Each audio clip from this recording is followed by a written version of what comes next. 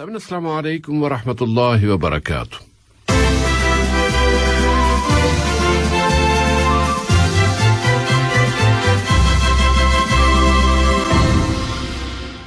Radio قطر آپ سے مخاطب ہے. سیف الرحمان سے آج کا پہلا نشریہ سماعت فرمائیے. ابتدا میں پیش خدمت ہے اہم خبروں کا خلاصہ.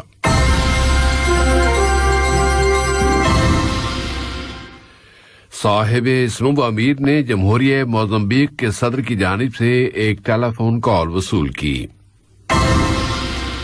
اقوام متحدہ کے سیکریٹری جنرل نے صومالیہ اور کینیا کے سفارتی تعلقات کی بحالی میں قطر کے کردار کا خیر مقدم کیا ہے. اور قطر نے قابض اسرائیلی فورسز کی جانب سے مسجد اقصی پر چڑھائی اور وہاں نمازیوں پر کی جانے والی جارحیت کی شدید ترین الفاظ میں مذمت کی ہے.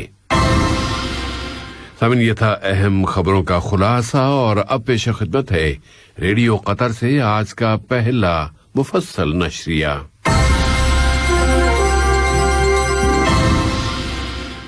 بسم اللہ الرحمن الرحیم. صاحب سمو امیر شیخ تمیم بن حمد آل ثانی نے جمہوریہ موزمبیق کے صدر فلپ جسنٹو نیوسی کی جانب سے ایک ٹیلی فون کال وصول کی. ٹیلی فون کے اس رابطے میں دونوں ملکوں کے باہمی تعلقات، انہیں فروغ دینے کے وسائل اور مشترکہ دلچسپی کے موضوعات پر بات چیت کی گئی. قطر دنیا بھر میں امن کی بحالی کے لیے کوشاں ہے. انہی کوششوں کی وجہ سے صومالیہ اور کینیا کے درمیان سفارتی تعلقات بحال ہوئے ہیں اور دونوں ملکوں کے درمیان اچھی ہمسائیگی کی بنیاد پر رابطوں کے پل قائم ہو گئے ہیں. اور قطر کی یہ قابل تعریف کوششیں مقدیشو اور نیروبی کے باہمی رابطوں میں آنے والی آلائش کو ختم کرنے کا ذریعہ بنی ہیں. اور اس کامیابی کے پس منظر میں ہی صاحب سمو امیر شیخ تمیم بن حمد آل ثانی نے صومالیہ کے صدر محمد عبداللہ فرماجو اور کینیا کے صدر اوہورو کنیاٹا کو ان کی دانشمندانہ اور جرأتمندانہ فیصلے پر مبارکباد دی تھی. اب اقوام متحدہ کے سیکریٹری جنرل انطونیو گٹریش نے بھی صومالیہ اور کینیا کے درمیان سفارتی تعلقات کی بحالی میں قطری کردار کا خیر مقدم کیا ہے.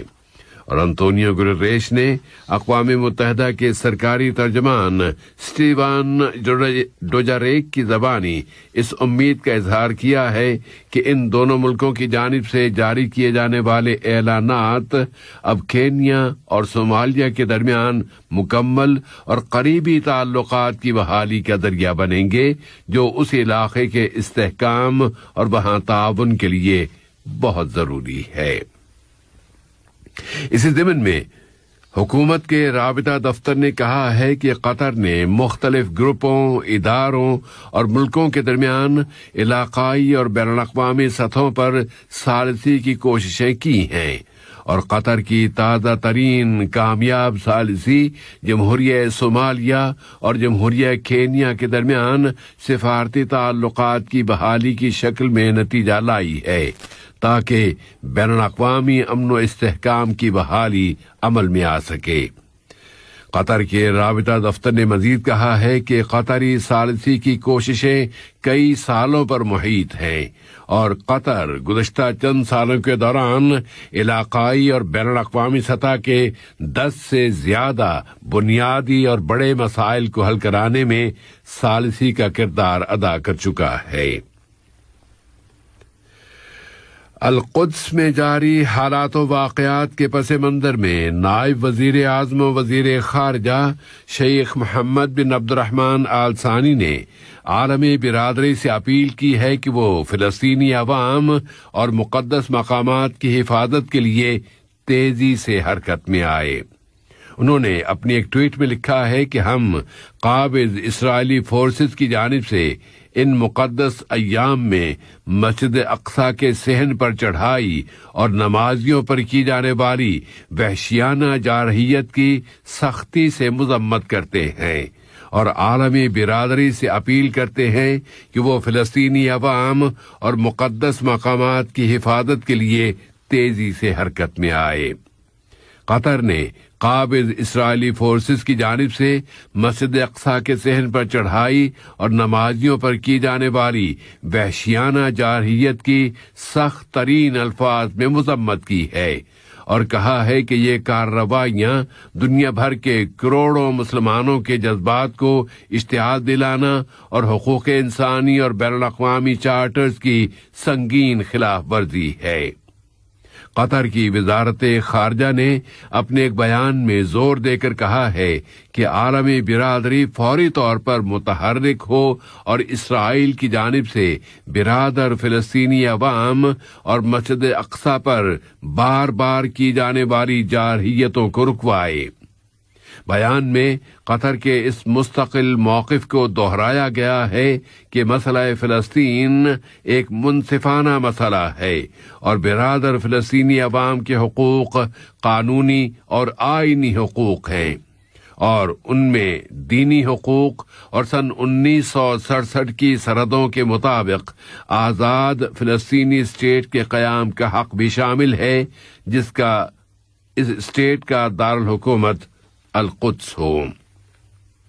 واضح رہے کہ قابض اسرائیلی پولیس کی بہت بڑی تعداد نے مسجد اقصی کے وسیع صحن پر چڑھائی کر کے وہاں نمازیوں پر ربر میں لپٹی ہوئی معدنی گولیاں، ساؤنڈ بم اور آنسو گیس کے شیل پھینکے ہیں۔ مسجد اقصی پر قابض فوجیوں کی چڑھائی کے بعد مظاہرین اور قابض فورسز کے درمیان محاذ آرائی شروع ہو گئی، جس میں 200 سے زیادہ فلسطینی زخمی ہو گئے ہیں۔ قابض فورسز نے باب العمود کے میدان اور مقبوضہ القدس کے محلے الشیخ جراح پر بھی چڑھائی کر کے وہاں فلسطینی شہریوں کو زد و کوب کیا ہے، جن میں عورتیں اور بچے بھی شامل ہیں۔ فلسطینی صدر محمود عباس نے کہا ہے کہ انہوں نے فلسطینی سفیر کو اقوام متحدہ بھیجا ہے کہ وہ سلامتی کونسل کا ہنگامی اجلاس بلانے کی درخواست دیں۔ ادھر حماس تحریک کے سیاسی دفتر کے سربراہ اسماعیل ہنیہ نے بتایا ہے کہ انہوں نے عربی اور اسلامی ملکوں کے رہنماؤں کے ساتھ رابطے قائم کیے ہیں۔ اسماعیل ہنیہ نے ان ملکوں سے جنہوں نے اسرائیل کو تسلیم کرتے ہوئے اس کے ساتھ تعلقات قائم کر رکھے ہیں، وہ تعلقات ختم کر کے اسرائیل میں اپنے اپنے سفارت خانے بند کر دیں۔ اب ملک میں کورونا کی تازہ ترین صورتحال کی طرف آتے ہیں۔ یہاں کی وزارت صحت عامہ نے اعلان کیا ہے کہ ملک میں کورونا وائرس کے مزید 533 کیسز رجسٹر ہوئے ہیں اور مزید 1023 مریض اب صحت یاب ہو گئے ہیں۔ اس طرح قطر میں اس وبا سے صحت یاب ہونے والوں کی تعداد اب 2,04,67 ہو گئی ہے۔ اعلان کے مطابق مزید 6 بیمار فوت ہو گئے ہیں۔ ان کی عمریں 47، 53، 56، 57 اور 76 برس تھیں۔ ان میں سے 3 مریض کرونک بیماریوں کے شکار تھے اور انہیں میڈیکل کیئر فراہم کی جا رہی تھی۔ ملک میں اب تک اینٹی کورونا ویکسین کی 1,787,160 ڈوزز دی جا چکی ہیں۔ بھارت کی وزارت صحت نے بتایا ہے کہ کل ہفتے کے روز بھارت میں کورونا وائرس سے وفات پانے والوں کی تعداد سب سے زیادہ رہی ہے اور 24 گھنٹوں کے اندر کورونا کے 4,187 بیمار دم توڑ گئے ہیں۔ اس طرح وہاں اس وائرس سے مرنے والوں کی تعداد اب 240,000 کے قریب ہو گئی ہے۔ بھارت میں کورونا نے مزید 4,01,078 نئے کیسز رجسٹر ہونے کی اطلاع دی ہے۔ طبی شعبے میں کام کرنے والوں کا کہنا ہے کہ متاثرین اور فوت شدہ افراد کی اصل تعداد ان سرکاری اعداد و شمار سے بہت زیادہ ہے۔ اور افغان اہلکاروں نے بتایا ہے کہ کل ہفتے کی شام کابل کے محلے داشت بارجی میں ایک سکول کے سامنے دھماکہ ہوا جس میں جاں بحق ہونے والے افراد کی تعداد 58 ہو گئی ہے۔ ایک عینی شاہد کے مطابق 7 یا 8 اشخاص کے علاوہ جاں بحق ہونے والی سب کی سب طالبات ہیں جو سکول بند ہو جانے کے بعد واپس اپنے گھروں کو جانے کے لیے نکلی تھیں۔ افغان صدر اشرف غنی نے اس کا الزام طالبان پر لگایا ہے، لیکن طالبان کے ترجمان نے کہا ہے کہ اس واقعے میں طالبان کا کوئی کردار نہیں ہے اور طالبان تحریک افغان سول باشندوں پر حملوں کی مذمت کرتی ہے۔ آج کا یہ نشریہ ختم ہونے سے قبل اہم خبروں کا خلاصہ ایک مرتبہ پھر سماعت فرما لیجیے۔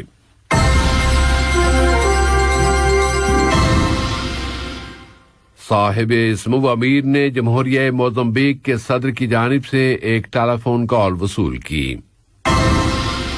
اقوام متحدہ کے سیکریٹری جنرل نے صومالیہ اور کینیا کے سفارتی تعلقات کی بحالی کے لیے قطر کے کردار کا خیر مقدم کیا ہے۔ اور قطر نے قابض اسرائیلی فورسز کی جانب سے مسجد اقصی پر چڑھائی اور وہاں نمازیوں پر کی جانے والی جارحیت کی سخت ترین الفاظ میں مذمت کی ہے۔ ریڈیو